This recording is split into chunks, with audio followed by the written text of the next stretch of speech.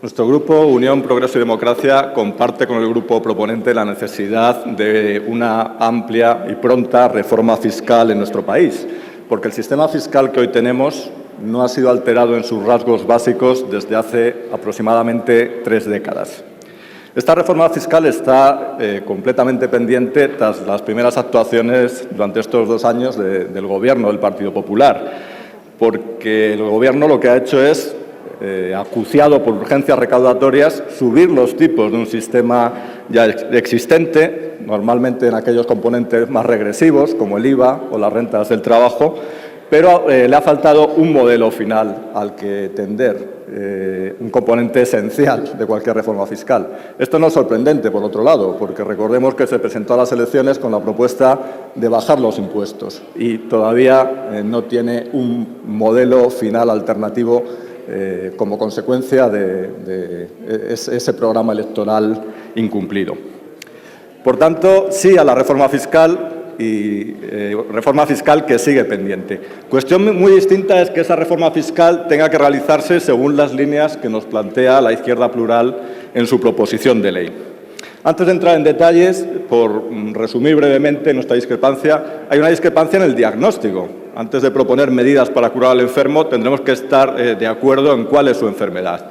Nosotros discrepamos con el diagnóstico de la izquierda plural, porque brevemente nos viene a decir que no hay un problema de gasto público en España en absoluto, el gasto está totalmente justificado y lo que hay es una falta de ingresos y, en consecuencia, hay que proponer una subida generalizada, bastante generalizada, de impuestos. Ese es el diagnóstico del grupo proponente. El nuestro es distinto. Nosotros creemos, como saben sus señorías, que sí hay un problema de gasto público superfluo en España, que se ha corregido levemente, pero que sigue esencialmente ahí. Hubo una burbuja administrativa al calor de la burbuja inmobiliaria y esa burbuja se ha desinflado levemente, pero no ha estallado como la burbuja inmobiliaria.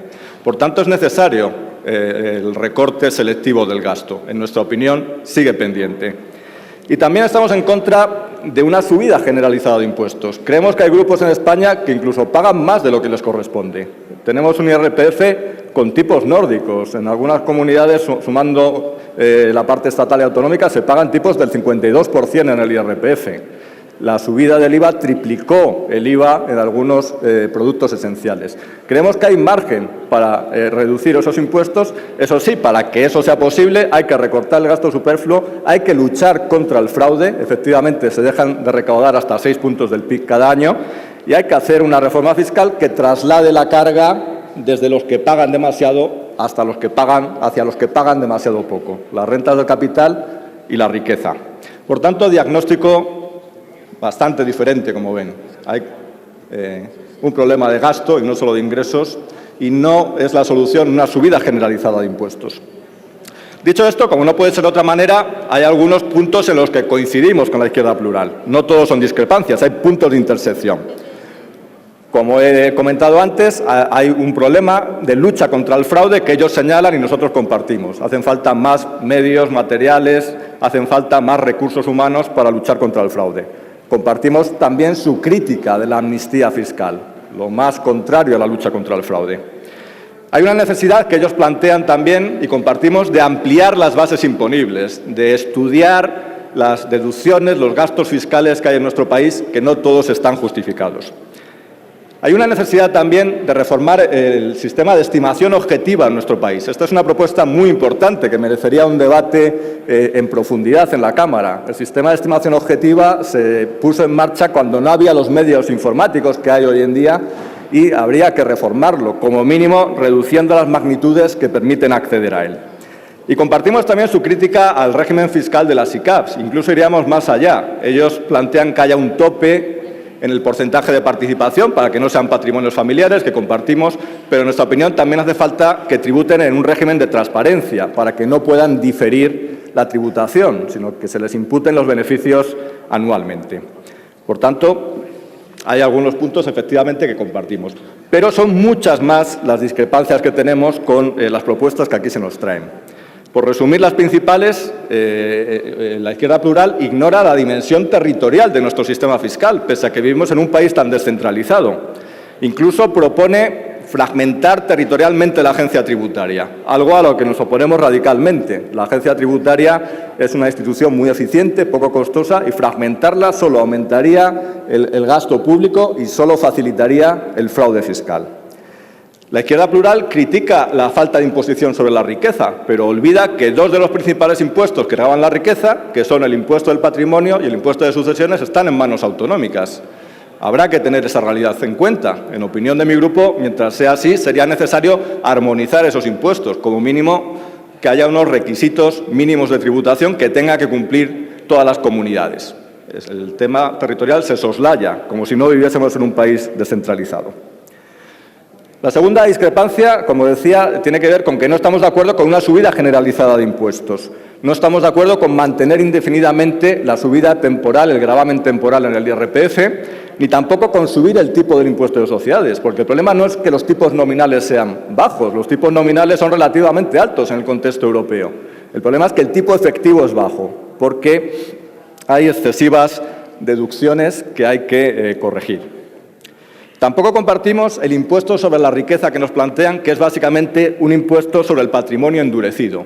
Nos parece mucho más adecuada la propuesta de integrar el impuesto del patrimonio en el impuesto sobre la renta, imputando un rendimiento teórico mínimo a la riqueza, según el modelo holandés. Algo que acabaría con todo el sistema de sociedades interpuestas que hay hoy en día en nuestro país.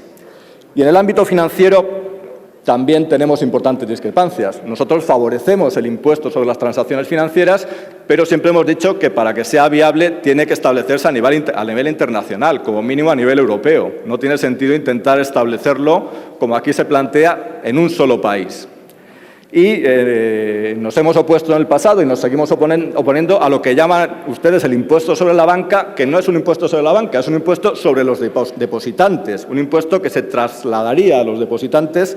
Y nuestra oposición se incrementa si además se propone, como se hace aquí, que haya un recargo autonómico fragmentando el mercado único financiero. Por tanto, como se ve, nuestras discrepancias son mucho más numerosas que nuestras concordancias con el grupo proponente. Y esto es algo que a estas alturas no nos debería sorprender, porque como ha sucedido en el pasado, cuando hablamos de temas impositivos, detrás de la izquierda plural y de Unión Progreso y Democracia subyacen filosofías económicas muy divergentes, muy divergentes. La izquierda plural muestra siempre una extrema desconfianza al funcionamiento del mercado, legítimamente, pero muestra siempre una extrema desconfianza al funcionamiento del mercado. Y nosotros creemos que cierto grado de desconfianza está justificado. ¿Cómo no pensar esto después de la última crisis financiera? Pero no tanto. Cierta desconfianza, pero no tanta. El mercado a veces falla y hay que intervenir para corregir esos fallos, pero cuando funciona bien hay que dejarle funcionar. O, diciendo el mismo mensaje de otra manera, a la izquierda plural parece que solo le interesa, cuando estudia el sistema fiscal, el problema de la redistribución de la renta. Y a nosotros también nos preocupa la redistribución de la renta, pero creemos que no podemos ignorar los temas de eficiencia, de competitividad y de crecimiento, porque para redistribuir es importante tener que redistribuir. Por eso, nuestras discrepancias son mucho mayores que nuestras coincidencias, como decía, y nuestro voto va a ser contrario a la proposición de ley que nos trae la izquierda plural. Esto es todo, señora presidenta. Muchas gracias.